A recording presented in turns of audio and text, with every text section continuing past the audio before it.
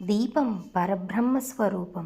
ఏ ఇంట్లో అయితే నిత్యం ధూప దీప నైవేద్యాది కైంకర్యాలు జరుగుతుంటాయో ఆ ఇల్లు అష్టైశ్వర్యాలతో తొలతూగుతుంది అనేది ఆర్యోక్తి. నిత్యం ఇంట్లో దీపం వెలిగించడం శుభప్రదం. కానీ సమకాలీన జీవితంలో ప్రతిరోజు ఎవరూ దీపాన్ని వెలిగించలేకపోతున్నారు. అందుకే కార్తీక పౌర్ణమి రోజున ఒక పద్ధతిని సూచించారు పెద్దలు.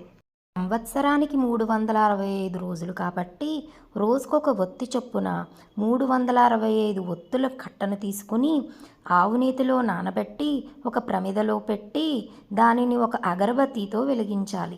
ఎవరు వెలిగించాలి? ఇంటి యజమాని వెలిగిస్తూ ఉంటే భార్య పిల్లలు ఆయన చేయి పట్టుకుంటే సరిపోతుంది.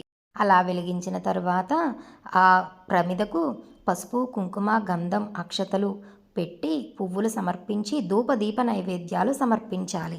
ఉపవాసం ఉండి ఈ దీపం వెలిగిస్తే మరింత శుభప్రదం. ఇలా చేయడం వలన సంవత్సరంలో దీపం వెలిగించకపోవడం వల్ల కలిగే దోషాలు తొలగిపోతాయని మన పెద్దలు చెబుతున్నారు.